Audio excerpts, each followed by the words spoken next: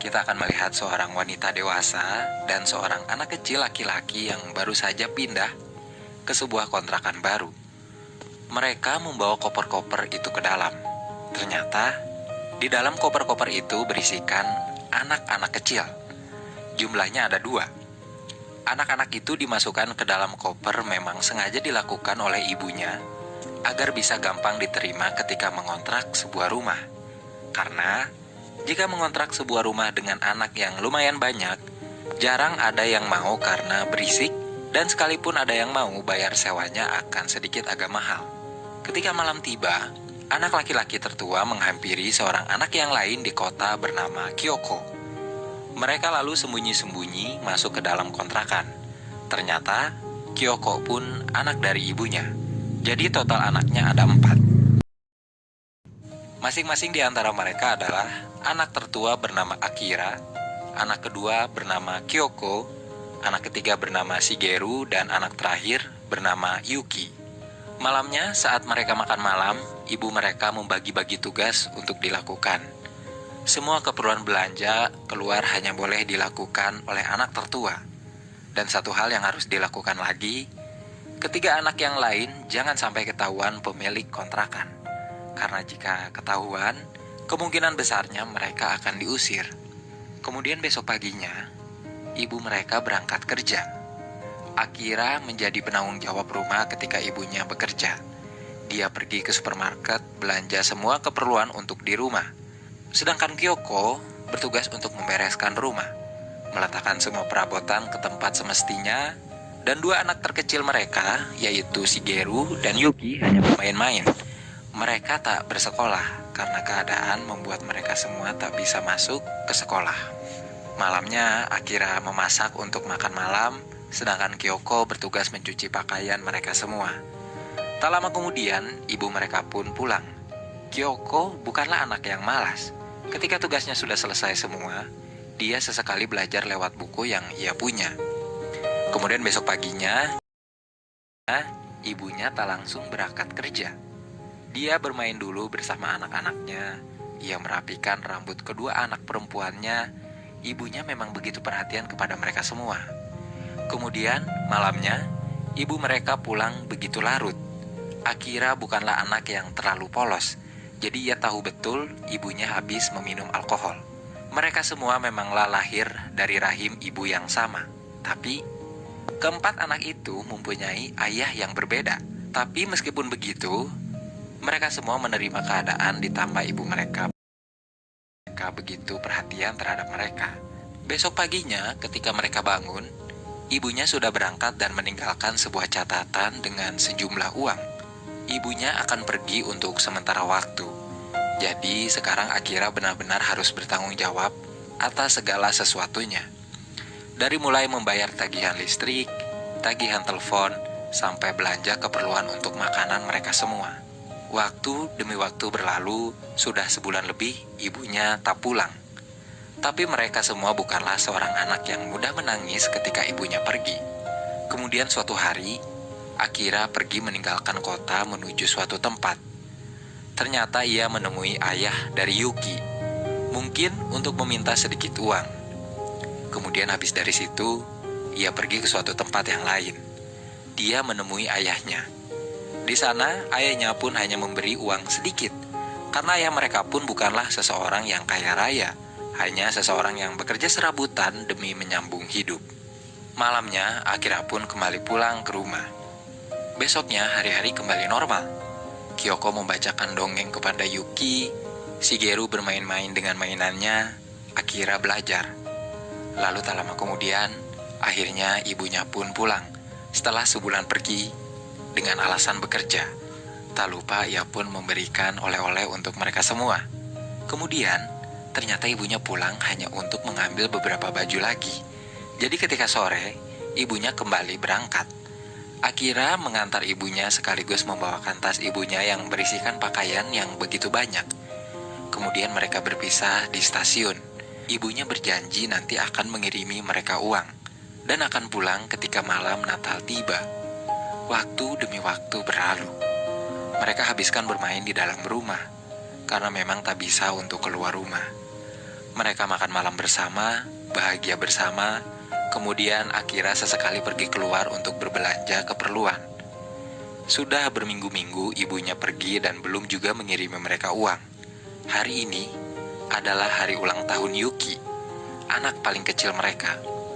Dia ingin sekali menjemput ibunya di stasiun. Yuki merasa ibunya akan pulang hari ini, meskipun Akira tak tahu ibunya akan pulang atau tidak. Akhirnya, Akira pun mengantarkan Yuki menuju stasiun untuk menunggu kedatangan ibunya. Di sana mereka menanti berjam-jam, tapi ibunya tak kunjung juga datang. Akhirnya mereka memutuskan untuk kembali pulang. Di jalan, mereka berdua melihat sebuah kereta lewat di atas jembatan. Kereta itu menuju bandara Haneda. Yuki sangat ingin sekali pergi ke bandara untuk melihat pesawat terbang. Hari demi hari berlalu. Ibunya tak kunjung juga memberi kabar, apalagi mengirimi mereka uang. Setiap siang, Akira selalu berkeliling, siapa tahu ada sesuatu yang bisa menghasilkan uang. Akira sangat ingin bekerja paruh waktu di supermarket, tapi umur dia belum bisa dikerjakan di supermarket itu. Akira tidak berani untuk melapor ke polisi atau lembaga sejenisnya yang bisa mengurus mereka, karena jika hal itu dilakukan, mereka takkan pernah bisa lagi hidup bersama-sama. Sebelumnya memang hal itu pernah dilakukan, dan yang terjadi memang begitu mengerikan untuk mereka semua. Sekarang, sisa uang tinggal sedikit lagi. Untung saja, Kyoko memberikan tabungannya kepada Akira untuk mengurusi mereka. Setiap tahun, ibunya memang memberikan uang kepada mereka semua. Untuk Kyoko pribadi, uangnya tidak pernah dibelikan sesuatu. Ia tabung tahun demi tahun. Uang itu suatu saat nanti akan dibelikan sebuah piano. Tapi saat ini, rasanya bertahan hidup lebih penting ketimbang untuk membeli piano. Kemudian, suatu hari Akira melakukan hal yang belum pernah ia lakukan. Dengan penuh keberanian, Akira mengajak adik-adiknya keluar rumah untuk pertama kalinya. Mereka bahagia bukan main. Mereka belanja ke supermarket dengan wajah yang begitu ceria. Mereka bermain di taman. Tak lupa mereka mengambil tanah yang dimasukkan ke plastik-plastik yang mereka bawa. Kemudian, mereka kembali ke rumah. Di rumah, mereka menanam tanaman dengan tanah yang mereka ambil tadi. Masing-masing pot diberi nama mereka masing-masing. Lalu, sekarang listrik sudah mati. Sudah berbulan-bulan memang tagihan listrik tak bisa Akira bayar. Bukan hanya itu, air pun tak lagi keluar dari kamar mandi. Akhirnya, sekarang mereka mengambil air di taman setiap hari. Mereka mencuci pakaian di sana. Setiap kali mereka ke taman, di sana selalu ada seorang wanita yang memakai seragam sekolah. Wanita itu tampak murung dan sendirian. Akhirnya, wanita yang bernama Suki itu bermain dengan Akira dan adik-adiknya. Mereka mengajak Suki ke rumah. Di sana, tanaman sudah tumbuh dengan amat subur. Sudah lama sekali ibunya tak pulang atau sekedar memberi kabar. Persediaan makanan sudah sangat sedikit. Untuk menghilangkan rasa lapar, mereka mengalihkan itu dengan bermain di taman bersama Suki. Akira sangat dekat dengan Suki. Suatu ketika, Suki bertanya, "Akira, kapan ibumu pulang?" Lalu, Akira menjawab, "Mungkin dia tak akan pernah pulang." Sekarang, setiap hari, Akira mendapatkan makanan sisa dari supermarket itu. Semua pegawai di supermarket itu mengetahui kondisi Akira dan adik-adiknya. Itu sebabnya mereka melakukan itu tanpa sepengetahuan bosnya. Suatu hari, pemilik kontrakan itu datang menagih uang sewa yang sudah tidak dibayar berbulan-bulan. Di sana kebetulan lagi ada Suki. Lalu Suki memutuskan untuk membantu Akira dan adik-adiknya mendapatkan uang untuk membayar sewa kontrakan itu. Suki ketemu seorang pria dewasa di suatu tempat.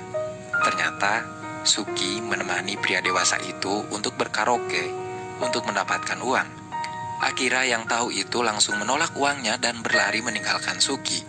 Mungkin Akira hanya kecewa melihat Suki seperti itu. Mereka sekarang sudah sangat kelaparan.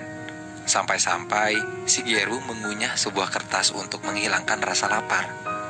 Akira langsung keluar membeli suatu makanan dengan sisa uangnya. Shigeru makan dengan sangat pelan-pelan. Ia tak mau makanannya cepat habis. keadaan mereka sekarang sudah sangat mengerikan. Tanaman yang mereka tanam sudah semakin menjulang di kontrakan itu.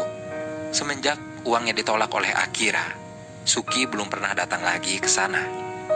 Kemudian suatu hari, Yuki pingsan tak sadarkan diri karena jatuh dari kursi. Kemudian, Akira langsung pergi ke supermarket. Ia harus membeli obat untuk Yuki.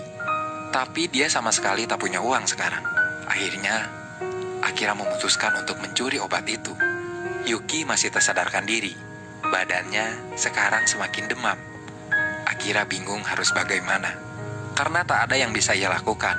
Akhirnya, dia memutuskan untuk menemui kembali Suki dan menceritakan apa yang terjadi kepada Yuki. Suki lalu membelikan coklat kesukaan Yuki dengan jumlah yang banyak. Kemudian ketika mereka sampai di rumah, mereka mendapatkan kiriman uang dari ibunya yang kini entah di mana. Di dalam amplop itu ada catatan berisikan pesan. Akira, rawat mereka dengan baik.